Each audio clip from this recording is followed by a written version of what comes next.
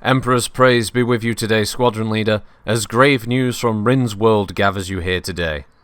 The Orcs have arrived, and with this green tide on the surface, come the air war from the sky. It is our duty to engage and best these savages in simultaneous, turn-based combat, relying on tactical forethought and the mystical powers of RNG to achieve victory. Sorry, sir. You say simultaneous turn-based combat and RNG?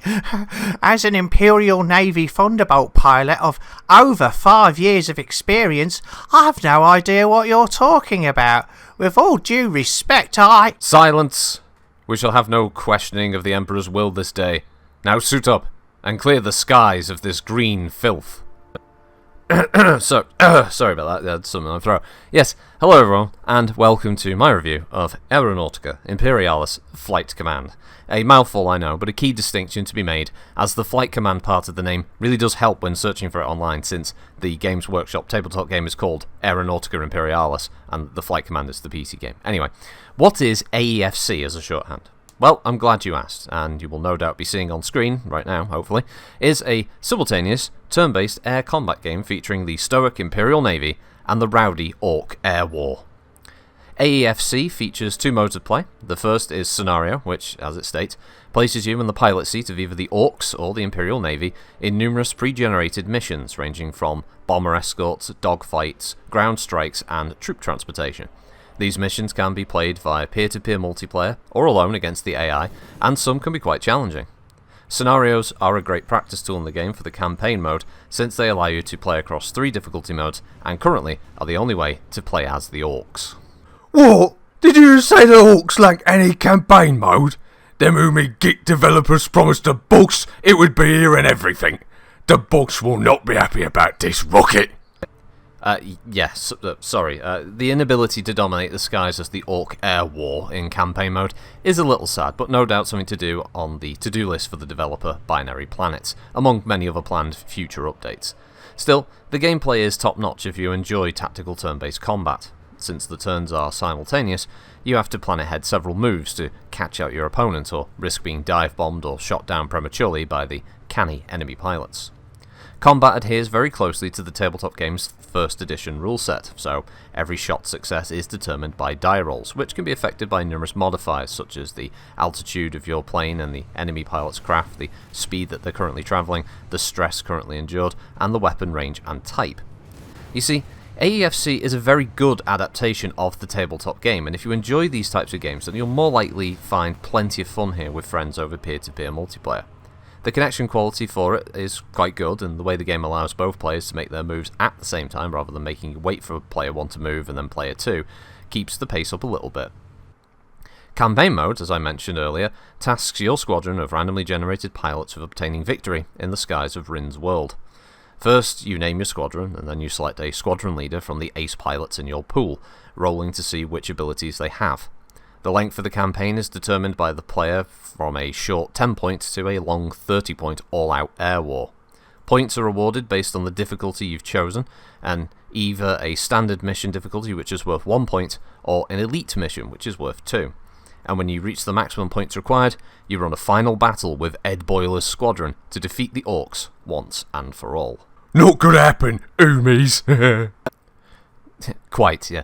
Of course, not every mission will be to your liking, so you can spend some of your campaign points to re-roll the missions generated, for something a little easier if you'd like. Also, since death is a distinct possibility for your pilots, you can get 3 chances in a campaign to roll for new recruits, also spending your CP, though this might not actually generate any new pilots, so beware the risk. Campaign failure can come about through losses that are unsustainable for the squadron, or losing all of your ace pilots and thus not being able to promote another pilot to the position of squadron leader. Fortunately, you can restart a campaign at any time and try it all over again. Remember, AEFC isn't a game about progression and unlocks or some lavish, overproduced story with Hollywood voice talent phoning in their performances. No, AEFC is at its heart an animated tabletop simulation, and it does that quite well.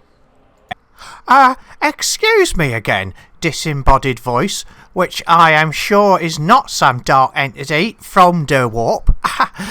But can you please just explain to the good people just how you use these wonderful flying machines and the beautiful people that fly them at any point? Yeah, alright. Anyway, combat isn't simply moving your planes around and trying to get on the tail of the nearest enemy. I mean, it can be that, but several factors play into the decision-making process. One of the first is the terrain, which, if you're not careful, can and will ruin your pilot's day. You may have thought that rolling high-G turn was a good idea last round, but now you have the ground or some other terrain element to deal with, and you can't move anywhere next turn to avoid it. Oh well, guess your pilot made a mistake and ploughed into a rock. This is where you have to plan ahead. Every aircraft can perform different types of maneuvers, such as half loops, side slips, and power dives, and these can change the outcome of a battle when used correctly. But each one of these can cause G-stresses to your pilots. Too much stress, and the pilot will black out, and will have to fly straight for a turn, possibly causing an aforementioned ground ploughing. Human pilots take stress a lot quicker than Orc pilots, but overall they relatively balance out. Stress can also be caused, by the way, by performing high-G turns or rolling high-G turns, so you have to plan just how much you're willing to risk a pilot's stress levels with obtaining that perfect angle for the shot. Also, it's entirely possible that the AI, or through your own manoeuvring, aircraft will and can collide, so you have to remember enemy plane positions and if they may or may not decide to try and couple with your pilot's aircraft. Ha! A clear head and some fancy flying is what you need to win the day, yes. Where the green skin, all smoke and noise, the Imperial Navy is precision and superior training. Going on to the shooting, though your planes are generously armed with autocannon, las cannon and missiles alongside the Orc fare of Dakka, Zappa and rockets, ammunition is a key factor. Pilots will take shots when the weapon is in range and, depending on the modifiers, may score a hit, which planes can take 2, bombers can take 4, or a kill. But should a plane run out of ammunition, then you have to disengage them from the field. This is done by flying toward the map's boundary. You have to be careful, though, that you don't accidentally fly at a plane that's currently equipped with weapons off, or it'll disengage them early and will award points to the enemy team. Aircraft can be upgraded with different equipment such as flares, ejector seats, targeting systems, or different missile payloads. Currently, the system is a little finicky and requires you to remove the missiles first in the roster selection, and then you select the upgrades. And apparently the devs are going to change this at some point, but just a note. Shots can be held off as well by telling your pilots to fire effectively, but I generally found this to be a little glitchy and unreliable. Most of the time I just let pilots fire when weapons are in range, and for the most part seems to work fine. Finally, the Umi Geek talks about the dagger and the cunning finesse required to ventilate the target. None of this flesh gets fancy flying guff. Now, I mentioned points, and being this is a tabletop adaptation, there's a scoring system for every unit that's killed and achievements during a match. So, yeah, kills, the mission success, disengaging friendly planes that are out of ammunition, that kind of thing, they all factor in after the match and give you a total score. It's purely for those who want to earn the highest possible score, and thus the replay value can be found here, both in scenario and in the campaign. And should you really enjoy this, by the way, the campaign can be a real time sink as you go through many different missions trying to get the highest score possible, scoring a massacre by killing all of the enemy squadron without suffering any losses of your own, for instance. As far as issues go, I've had some odd reports post-battle where I was told that my ace pilot had died in a collision or being shot down, only to find them alive and well the next mission, and a different pilot was wounded instead of dead. Outside of that, the game's run pretty fine. I've had no technical issues, and no crashes or anything like that. Sound-wise, the game is limited to engines of the aircraft and the weapon sounds. There's no voice acting, as I mentioned, and this makes sense given the idea was to create an adaptation of the tabletop game and allow players to quickly jump in and out of matches efficiently. The music in the game is fine, but I honestly don't remember any tracks as anything being particularly special. It's not bad music, it just doesn't jump out at you and not that memorable. But in closing, ultimately AEFC is a fun air combat game. There's potential here to expand, given Games Workshop have already released and announced a few expansions such as Grot Bombers for the air war or the incoming Tau fleet.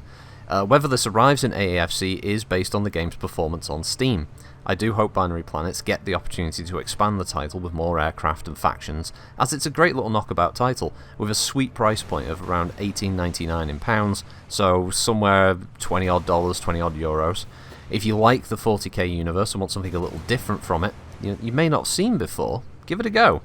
Just remember though that the title is a tabletop adaptation and isn't an action shooter. You should be golden.